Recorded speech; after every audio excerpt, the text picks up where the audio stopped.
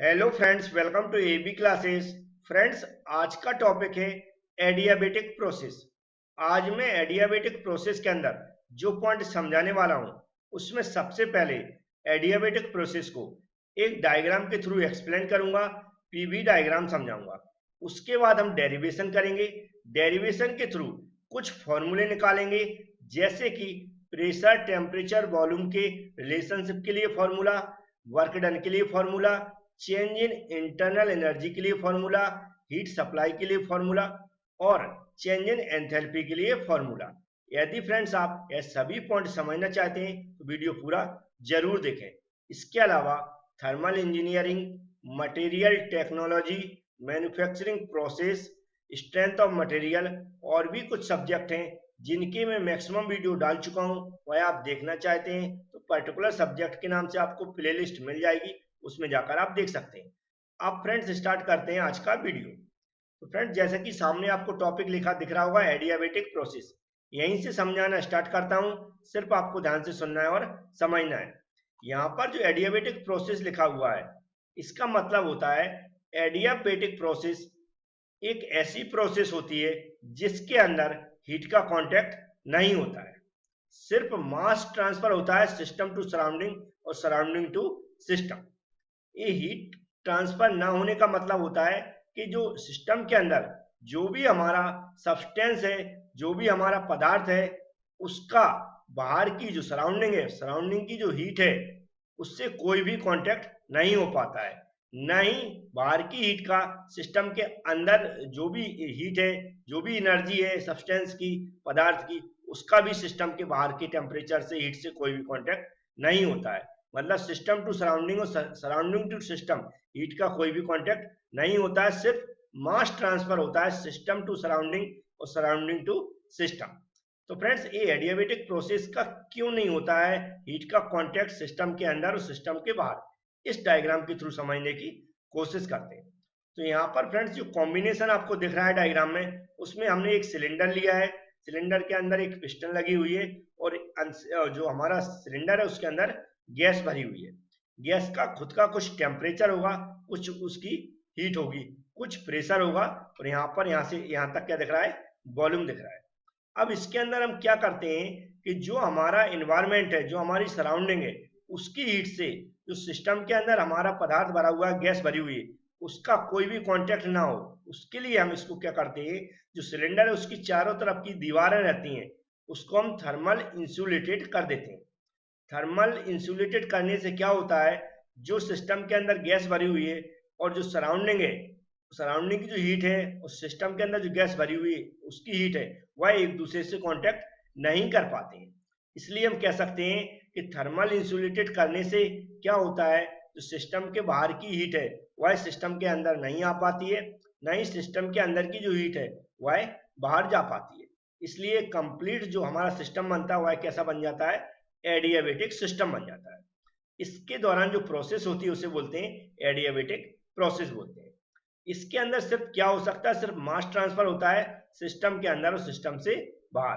तो याद रखें, एडियाबेटिक एक ऐसी प्रोसेस है ओनली जिसके अंदर हीट का कोई भी कांटेक्ट नहीं होता है, सिर्फ मास ट्रांसफर होता है।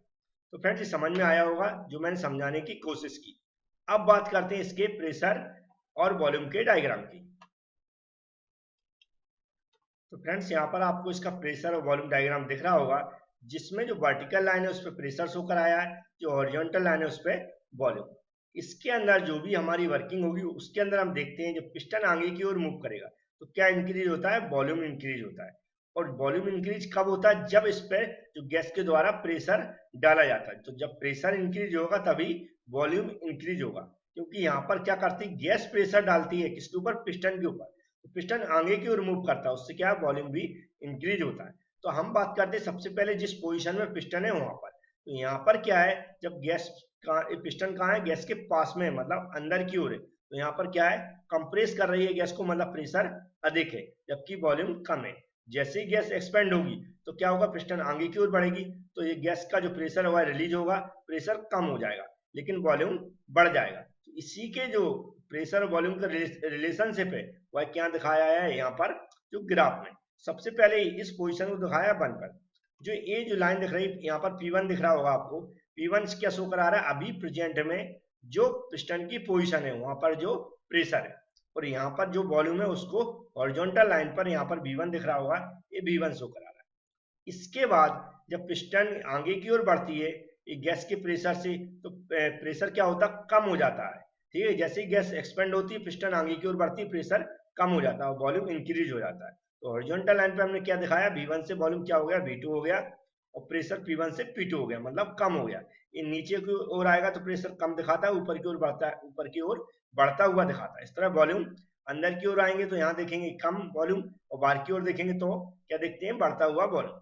तो ऐसे ही 2 से पॉइंट इधर की ओर गए, इधर से ऊपर की ओर गए, तो यहाँ पर एक पॉइंट मिल गया, और V1 से ऊपर की ओर गए, P1 से इधर की ओर आए, तो यहाँ पर एक इंटरसेक्शन पॉइंट मिल गया 1, 1 से 2 को मिला दिया। तो ये जो ग्राफ आपको दिख रहा है 1 से 2, ये क्या है, एडियाबेटिक एक्सपेंशन प्रोसेस का क्या है, ग्राफ है। तो फ्रेंड्स समझ में आ गया होगा पीवी का ग्राफ या पीवी डायग्राम। अब इसके डेरिवेशन की ओर बढ़ते हैं, जिसमें जो पॉइंट मैंने हर एक डेरिवेशन में कराए वही यहाँ पर कराना है। जैसे कि प्रेशर, टेम्परेचर, वॉल्यूम में क्या रिलेशनशिप है, उसको सबसे पहले ड्राइव करेंगे। तो फ्रेंड्स सबसे पहले हमें कंसीडर करना कुछ डाटा कि हमने मान लिया mkg हमारे पास गैस है, जिसको एडियाबेटिकली क्या हीटेड किया जा रहा है इनिशियल 1 से 2 के बीच में, और हमने इस दौरान मान लिया कि जो पॉइंट 1 है या इनिशियल स्टेट है वहां पर प्रेशर 1 है, वॉल्यूम 1 है, और टेम्परेचर भी क्या है 1 है, और P2 V2 T2 मतलब प्रेशर 2, वॉल्यूम 2 और टेम्परेचर 2, एक किस पे, स्टेट 2 पर है। ये हमने डाटा कंसिडर करने के बाद हमें क्या करना, सबसे पहले हेडिंग डालना है प्रेशर, टेम्परेचर, वॉल्यूम के रिलेशनशिप की। तो यहाँ पर हेडिंग डाल देते हैं, फिर इसको आगे बढ़ाते हैं। तो फ्रेंड्स यहाँ पर हमने हेडिंग डाल the pressure, volume, temperature, relationship. अब फ्रेंड्स सबसे इंपॉर्टेंट पॉइंट आपको याद रखना है कि प्रेशर, वॉल्यूम, टेम्परेचर में हमें कौन कौन से फॉर्मूले ड्राइव करना है। ये अगर हमें पहले पता होगा तो इसको समझना भी आसान होगा और ड्राइव करना भी आसान होगा। तो सबसे पहले मैं बताऊंगा कि पीवीटी जो रिलेशनशिप है उसमें कौन कौन से फॉर्मूले आज हम निकालने वाले हैं। फ्रेंड्स आपको यहाँ 4 फॉर्मूले लिखे दिख रहे होंगे। पहला P1 V1 की पावर गामा, P2 V2 की power gamma equal to C, T1 upon T2 equal to B2 upon B1 की power gamma minus 1, V1 upon B2 equal to P2 upon P1 की पावर 1 बटे gamma, T1 upon T2 equal to P1 upon P2 बटे gamma plus 1 by gamma. ये चारों फॉर्मूले कैसे निकाले जाते हैं, कैसे इनका डेरिवेशन के थ्रू निकालेंगे, यह सब मैं समझाने वाला हूँ। ये पहले ही मैंने बता दिया कि ये 4 फॉर्मूले हम निकालने वाले हैं। सबसे पहले पीवीटी रिलेशनशिप में, जिससे आपको पहले ही पता रहे इस रिलेशनशिप में कौन कौन से फॉर्मूले निकालने वाले हैं और क्या करने वाले हैं, जिससे आप कंफ्यूज ना हो। कई बार ऐसा होता है डेरिवेशन करते जाते हैं, आपको पता ही नहीं जाता कि हम कर क्या रहे हैं। तो यहाँ पर आपको मालूम रहे इस डेरिवेशन के थ्रू ये चारों फॉर्मूला निकालने वाले। तो अब स्टार्ट करते हैं इनको निकालना। सबसे पहले हम इस फॉर्मूले को निकालने की कोशिश करते हैं।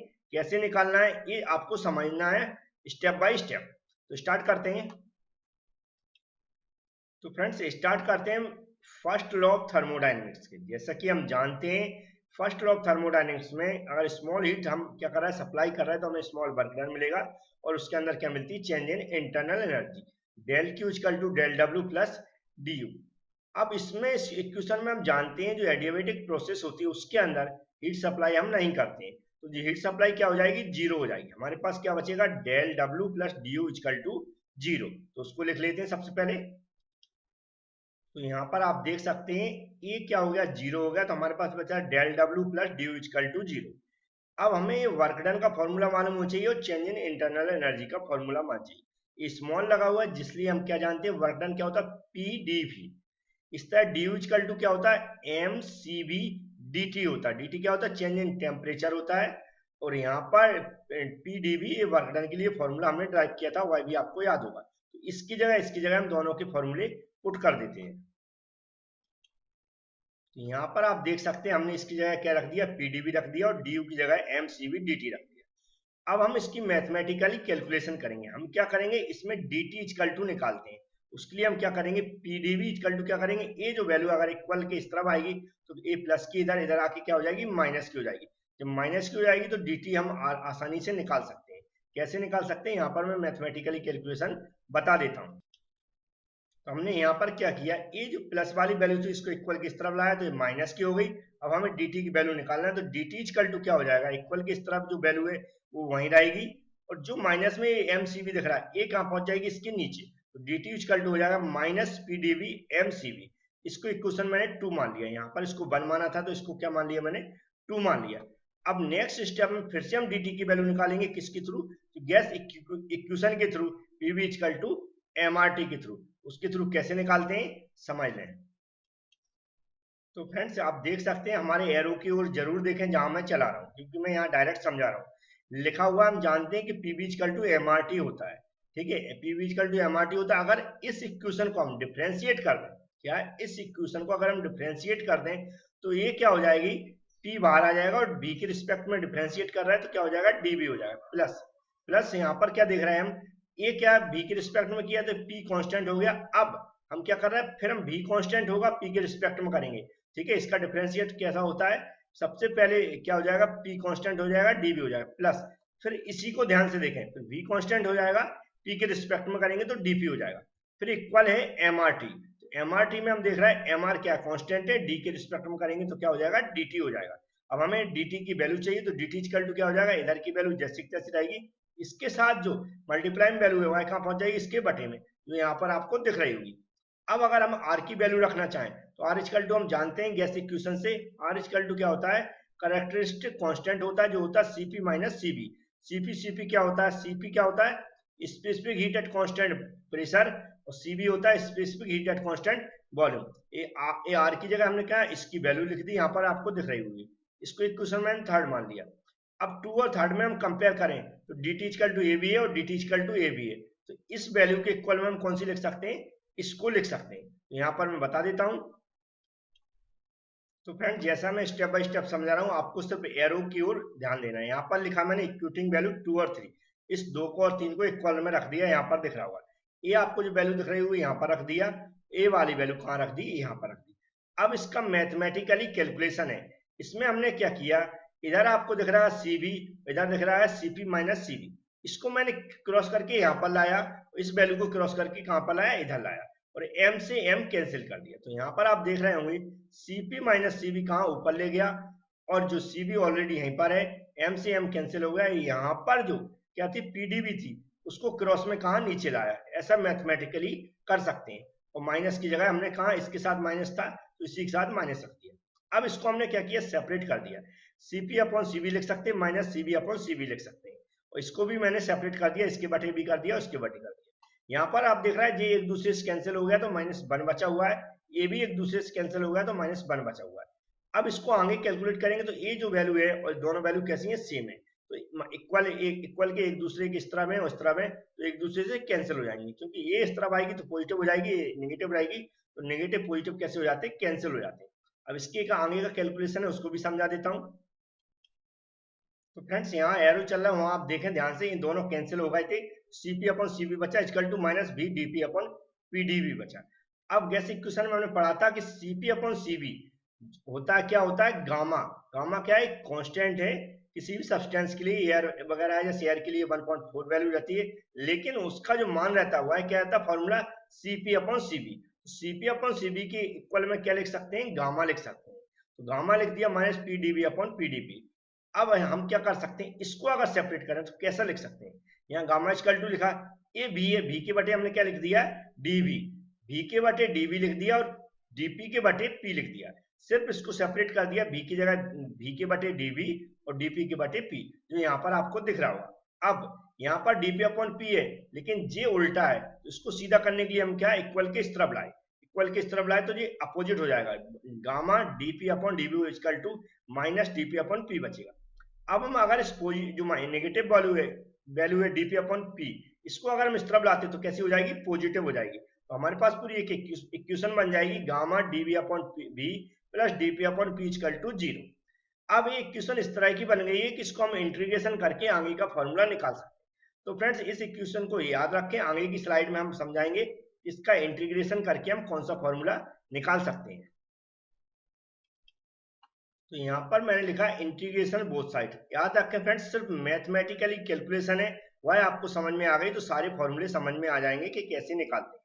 हमने इसका इंटीग्रेशन कर दिया, जो कांस्टेंट था गामा उसको बाहर निकाल लिया, DV upon V plus DP upon P equal to 0। अब इसका इंटीग्रेशन करेंगे तो हम जानते हैं कि 1 बी इक्वल टू क्या होता है, लॉग ई भी। इस तरह 1 पी इक्वल टू क्या होता है, लॉग ई पी। डीपी डीवी क्या है, ए इसके रिस्पेक्ट में इंटीग्रेशन कर रहे हैं, और 0 क्या है, इक्वल टू हमने कांस्टेंट लिख सकते हैं। अब यहाँ पर कांस्टेंट लिख दिया तो अब हम जानते हैं ये क्या है, गामा, लॉग ई बी और लॉग ई पी है। यहाँ पर आपको दिख रहा होगा। अगर इसको हम एक्सपेरिमेंट करें, लॉग का रूल लगाएं, तो यहाँ पर क्या हो जाएगा, ये जो पूरा रूल के थ्रू लॉग ई पी बी की पावर गामा क्या हो जाएगा, लॉग ई पी बी की पावर गामा। गामा इस पे इसलिए चढ़ा क्योंकि इस लॉग बी के साथ गामा है, ठीक है। लॉग ई पी जे हो गया, और इधर भी हम लॉग ले लें तो लॉग ई सी हो जाएगा। दोनों साइड हमने लॉग कर लिया है, ठीक है। अगर इसको हम एक्सप्लेन करेंगे तो हमारी वैल्यू कौन सी आएगी, ए वाली वैल्यू आएगी, ए लॉग का नियम के अकॉर्डिंग। लॉग ई सी इधर भी ले लिया तो हम क्या कर सकते हैं, इधर से लॉग ई और इधर से लॉग ई एक दूसरे से कैंसिल हो सकते हैं, दोनों कट जाएंगे तो पी वी की पावर गामा इक्वल टू सी हो जाएगा। अब इसी को हम अगर टू प्रोसेस है हमारे पास तो क्या हो जाएगा, पी वन वी वन की power gamma equal to P two V two की power gamma equal to C. जो मैंने स्टार्टिंग में बताया हुआ था कि हम कौन कौन से फॉर्मूले टाइप कर रहे हैं, तो पहला फॉर्मूला निकल आया। अब इसी को और एक्सप्लेन करें तो P1 बटे P2 हो सकता है, P1 यहाँ पर लिखा हुआ, अगर P2 को हम इसके नीचे लाएं तो क्या हो जाएगा, P1 अपन P2 हो जाएगा। ये सब मैथमेटिकली है। इक्वल टू V2 इधर है, V1 इधर है, तो V1 को हम इक्वल किस तरफ लाया है, तो इक्वल किस तरफ है तो कैसे आ जाएगा, नीचे आ जाएगा, बटे में आएगा, तो V2 अपन क्या हो जाएगा, बटे हो जाएगा। दोनों के पास गामा है तो हमने ब्रैकेट के अंदर दोनों के ऊपर सीधा गामा चढ़ा दिया। एक क्वेश्चन नंबर हो गई 4। हमने 2 फॉर्मूले निकाल लिए हैं। अब नेक्स्ट फॉर्मूले उनको भी समझा देता हूँ। इसके बाद फ्रेंड्स हमने क्या किया, P1 बटे P2 है और ये वैल्यू है, तो P1 बटे P2 की वैल्यू हमने फिर से निकालने की कोशिश की थी जनरल गैस इक्वेशन से। कैसे निकाली है आप देख लें। P1 बटे T1 equal to P2 V2 upon T2 होता है, ये हम जानते हैं। इससे अगर हम निकालें P1 बटे ये P2 का अगर हम इधर लाए P1 बटे P2 हो जाएगा, जो कि यहाँ पर आपको दिख रहा होगा इक्वल। अब V1 बटे V2 इधर बचेगा तो उसको कहाँ ले जाएंगे, हम इस तरफ ले जाएंगे। P2 को ऑलरेडी हम यहाँ नीचे लिख चुके हैं, तो यहाँ की जो वैल्यू है V2 अपॉन T2 वो यहीं रहेगी। ये नीचे वाला T1 है, ये कहाँ पहुंच जाएगा, ऊपर पहुंच जाएगा, जो कि यहाँ पर आपको दिख रहा होगा। V1 ऊपर है, जो कहाँ पहुंच जाएगा, नीचे पहुंच जाएगा, जो कि आपको यहाँ पर दिख रहा होगा। ये मैथमेटिकली मैंने क्या कर दिया, P1 अपॉन P2 निकाल लिया है, इसको सेपरेट करके T1 upon T2 into V2 upon V1। अब इक्वेशन नंबर 4 थी, ये 5th हो गई। यहाँ पर भी P1 अपॉन P2 है और यहाँ पर भी P1 अपॉन P2 है, तो दोनों इक्वेशन को एक दूसरे के इक्वल रख सकते हैं। मतलब ए वाली जो वैल्यू है इसको हम किसके इक्वल रखेंगे, इसके। उसके बाद मैथमेटिकली कैलकुलेशन करेंगे।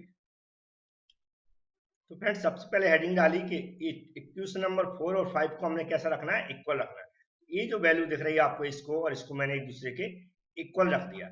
यहाँ पर हमने मैथमेटिकली कैलकुलेशन की, जिसमें हमने क्या किया, जो V2 अपन V1 है और V2 अपन V1 इसको एक साइड ले गए, तो T1 T2 कहाँ है, एक साइड है, उसको वहीं रहने दिया। और हमने क्या किया, इस वैल्यू है और ये वैल्यू है, इसको हम कहाँ लाए, इक्वल के इस तरफ लाए।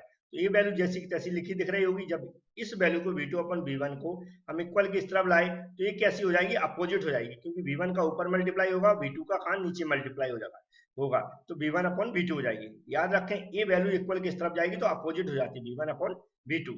अब इसके बाद जब दोनों V2 ए है, V2 अपॉन V1 ए है, V1 अपॉन V2, लेकिन अपन को ये V2 अपन V1 चाहिए, तो इसको भी अगर हमें V1 अपन V2 अपन V1 करना है, यहाँ पर क्या है, V1 अपन V2 है, लेकिन हमें क्या चाहिए, इसके सेम V2 अपन V1। तो इसको भी अगर V2 अपन V1 करना है तो इसको अपोजिट करेंगे तो क्या हो जाएगा, माइनस की 1 ऊपर चढ़ जाएगा, माइनस की 1 पावर क्या चढ़ जाएगी, ऊपर चढ़ जाएगी।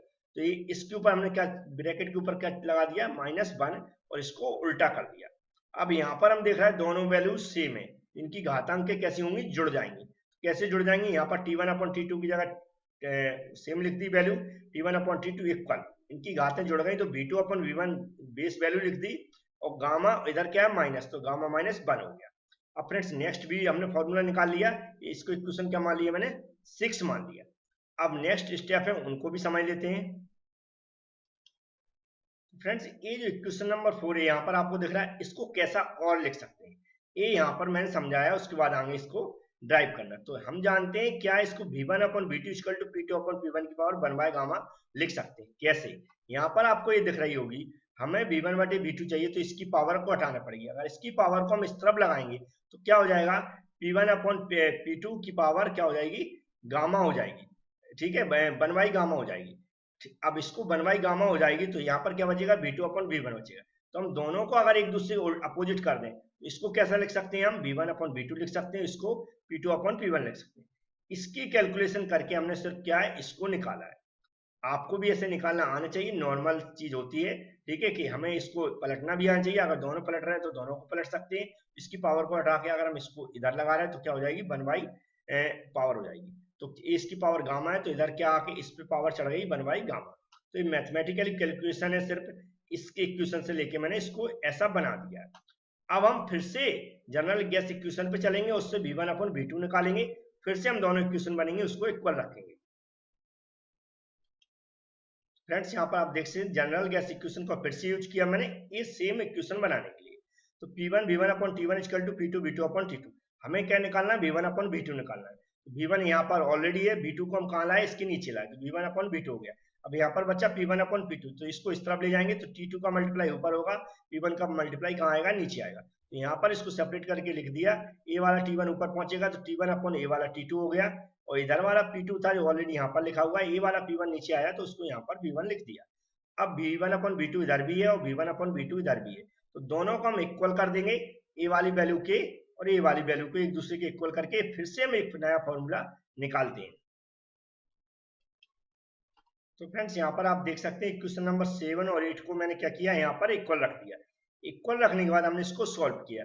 T1/T2 वन साइड ले लिया और जो P2/P1 और P2/P1 इनको एक समान है तो एक साइड ले गया, यहाँ पर एक साइड लाया।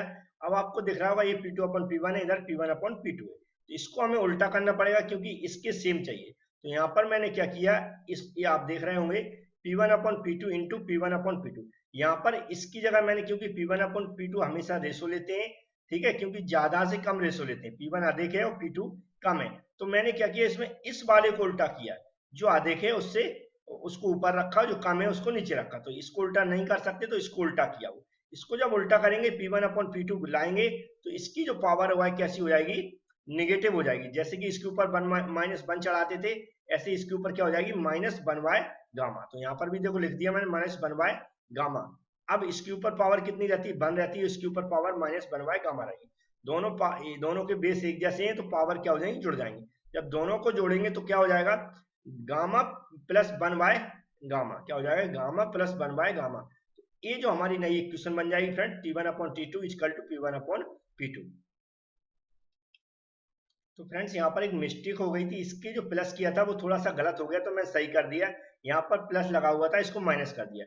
अगर इसमें क्या करेंगे, -1/गामा प्लस 1 करेंगे तो हमारी जो वैल्यू आएगी पावर, गामा -1/गामा आएगी। तो इसको करेक्ट कर लें, जो मैंने कर दी, आप भी करेक्ट कर लें। अब ये हमारी जो फॉर्मूले निकालने थे पीबीटी रिलेशनशिप से, वह सभी मैंने निकाल लिए, जो आपको यहाँ पर दिख रहे होंगे। ये दिख रहा होगा, देखो फ्रेंड्स, ए वाला भी दिख रहा होगा। इसके बाद जो मैंने निकाला, A6 निकाला, 7 निकाला, जो इसके बाद हमने जो 9 नंबर का निकाला, तो ये सारे फॉर्मूले निकाल लिए हैं। अब सीधा इसका वर्क डन निकालेंगे, तो उसको भी निकाल के बता देता हूं मैं। तो फ्रेंड्स वर्क डन जैसे निकालते थे वैसे ही निकालेंगे। जैसे कि हम जानते हैं del W equal to PdV होता है। हम इसका क्या करते थे, बोथ साइड इंटीग्रेशन, तो दोनों साइड इंटीग्रेशन करेंगे। दोनों साइड का इंटीग्रेशन करके हम इसको फाइंड आउट कर लेते हैं। तो फ्रेंड्स यहाँ पर आपको दिख रहा होगा हमने क्या किया, दोनों साइड इंटीग्रेशन किया। तो W क्या, एक पाथ फंक्शन, तो क्या हो जाएगा इसका इंटीग्रेशन, W से 1 से 2 प्रोसेस, ठीक है। इसका इंटीग्रेशन करेंगे 1 से 2 प्रोसेस के बीच में, तो PdV आएगा। अब इसमें यदि हमें P की वैल्यू मिल जाए, क्या मिल जाए, यदि P की वैल्यू मिल जाए तो हम इसको आसानी से, इसका जो भी वर्क डन का फाइनल फॉर्मूला होगा उसको निकाल सकते हैं। सबसे पहले हमें P की वैल्यू निकालनी होगी। फ्रेंड्स यहाँ पर आप देख सकते हैं जो एडियाबेटिक एक्सपेंशन के लिए गैस फॉलो लॉ हमने ऊपर निकाले हुए थे, उसी के अकॉर्डिंग पीवी की power gamma equal to P1 V1 की पावर गामा, ठीक है। उसमें भी हमने पढ़ा था P1 V1 की power gamma equal to P2 V2 की power gamma equal to C, उसी से लिया है। तो यहाँ पर हमें P की वैल्यू निकालना है, तो A B की पावर गामा इक्वल टू कहाँ पहुंच जाएगी, नीचे पहुंच जाएगी। तो हो जाएगा P1 V1 की पावर गामा अपन B की पावर गामा। इस P को, इस जो P दिख रहा है ये जो कि यहाँ पर है, इसकी जगह हम क्या रख सकते हैं, पूरी ये वैल्यू रख सकते हैं P1 V1 की पावर गामा अपॉन V की पावर गामा। इस पूरी वैल्यू को हम कहाँ रख देते हैं, इसमें उठा के रख देते हैं। फिर इसका पूरा सॉल्यूशन होता है, इंटीग्रेशन होता है, उसको सॉल्व करते हैं। फ्रेंड्स यहाँ पर आप देख रहे हैं इस फॉर्मूले के अंदर मैंने जो 10 नंबर की इक्वेशन के अंदर ए वाली पी की वैल्यू यहाँ पर रख दी, दिख रही होगी। अब जो कांस्टेंट है उनको बाहर निकालना है, जैसे P1 V1 लगा हुआ है, इसको कांस्टेंट है, इनको बाहर निकाल लिया। जो dv के रिस्पेक्ट में हमें इंटीग्रेशन करना है तो v की वैल्यू हमने यहाँ पर रख ली, ए लिखा 1/v, v की पावर गामा लगा हुआ है तो इसको हम सेपरेट कर सकते हैं कि v को हम नॉर्मल यहाँ पर लाएंगे तो v की पावर क्या हो जाएगी, माइनस गामा हो जाएगी। तो इसको मैंने सेपरेट करके लिख लिया, v की पावर माइनस गामा। अब d की रिस्पेक्ट में हमें क्या करना है, इसका इंटीग्रेशन करना है। तो इंटीग्रेशन कैसे करते हैं ये हमें रूल आना चाहिए, तो लेकिन मैं यहाँ पर दिखा देता हूँ पूरा इंटीग्रेशन। तो फ्रेंड्स यहाँ पर आप देख रहे होंगे जब इसको इंटीग्रेट करेंगे तो जो कांस्टेंट वैल्यू है वह वहीं पर रहेगी, इसकी पावर जो पावर रहती है उसमें प्लस 1 हो जाता है, तो प्लस 1 करने के बाद जो भी पावर रहती है वह नीचे बटे में आ जाती है। ये इंटीग्रेशन का रूल है। तो हमने यहाँ पर देखा आपने ये जो माइनस गामा पावर प्लस 1 कर दिया और इसके बटे में जो पावर थी माइनस गामा प्लस 1 उसको नीचे लिख दिया और जो लिमिट थी उसको यहाँ पर लिख दिया। अब लिमिट खोलेंगे तो आप जानते हैं यहाँ पर जो लिमिट माइनस गामा ये है इसको सेपरेट करके क्या लिख दिया मैंने सही से 1 माइनस गामा, जो कि बाहर ले लिया मैंने, अंदर की वैल्यू है जिस पे लिमिट लगना है जो कि v के ऊपर, तो v2 और v1 है, यहाँ v2 लिख दिया मैंने और जो पावर थी इसको सेपरेट कर दिया 1 माइनस गामा, और माइनस लगाना पड़ेगा, इसकी लिमिट खोल रहे हैं तो माइनस v1 की पावर 1 माइनस गामा। अब इसको और भी सॉल्व करेंगे तो कैसे कर सकते हैं, इसको हमने इसका ब्रैकेट ओपन कर देंगे, इस वैल्यू का जो है ऊपर वाली इसका दोनों में मल्टीप्लाई हो जाएगा जो कि आपको यहाँ पर दिख रहा होगा।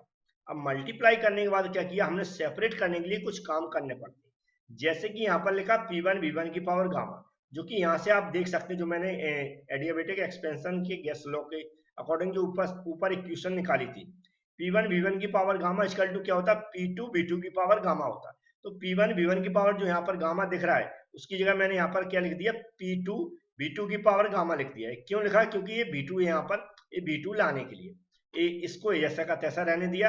अब P2 है यहाँ पर दिख रहा है तो P2 बाहर ले लिया और P1 बाहर ले लिया, क्योंकि V2 के साथ हम V2 लिखना है और V1 के साथ V1 लिखना है। इसकी पावर क्या होगी फ्रेंड्स, जो इसकी पावर दिख रही है ये गामा है, इधर 1 माइनस गामा है, दोनों क्या होंगी एक दूसरे में जुड़ जाएंगी, तो क्या होगा माइनस गामा और प्लस गामा कट जाएंगे तो 1 बचेगी, तो 1 कुछ नहीं होता, तो P2 V2 यहाँ लिख सकते हैं आसानी से। इसी तरह P1 हो गया, सॉरी ये P1 हो गया और ये दोनों की घातें क्या हो गई, जुड़ जाएंगी, तो गामा से गामा कट जाएगा, 1 बचेगा, 1 घात मतलब 1 होता, तो यहाँ पर क्या होगा P1 बचेगा और V1 बचेगा, क्योंकि ये दोनों की घातें जुड़ जाएंगी तो ओनली V1 बचेगा, इनकी घातें जुड़ जाएंगी तो ओनली V2 बचेगा, तो P2 V2 हो गया माइनस P1 V1 हो गया और 1 माइनस गामा की जगह 1 माइनस गामा। अब फ्रेंड्स इसको हम अगर सेपरेट कर रहे हैं या इसको सेपरेट कर रहे हैं इसको सही लाने के लिए, तो इसको अगर सेपरेट करेंगे तो माइनस बाहर आ जाएगा तो क्या हो जाएगा गामा माइनस 1, इसको सेपरेट करेंगे तो P1 V1 minus P2 V2 हो जाएगा, P1 V1 minus P2 V2 हो जाएगा, माइनस इसका बाहर आएगा इसका माइनस बाहर आएगा तो दोनों एक दूसरे से कैंसिल हो जाएंगे, तो हमारे पास इक्वेशन बचेगी P1 V1 minus P2 V2 बटे गामा माइनस 1।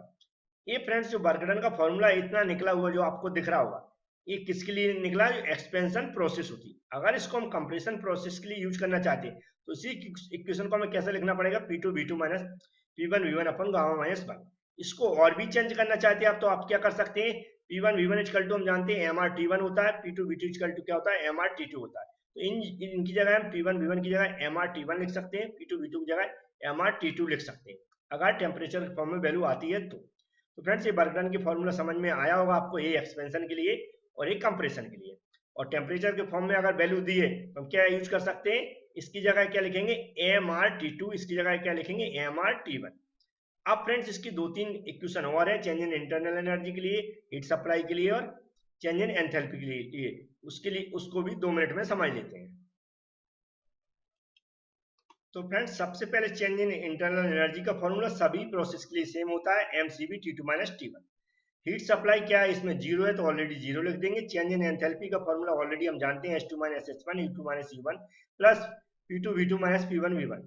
इसको निकालते कैसे, आगे हम जानते हैं कि जो U2 U1 की वैल्यू है ए वाली, इसको यहाँ पर पुट कर दिया, ए वैल्यू जैसी तैसी रहेगी।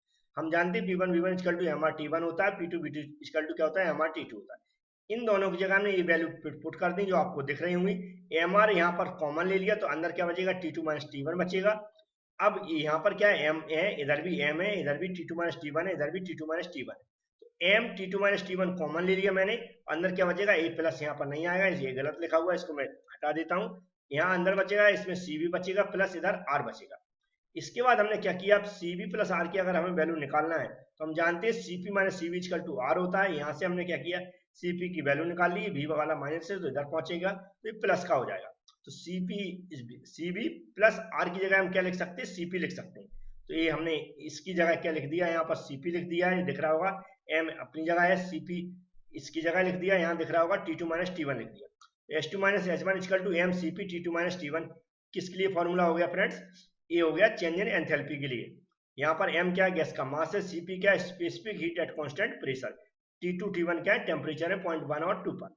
तो फ्रेंड्स ये वीडियो आपको अगर पसंद आए, अगर सारे डेरिवेशन जो भी मैंने आज करवाए हैं अगर आपको समझ में आ गए हो तो वीडियो को लाइक जरूर कर दें। Thank you friends.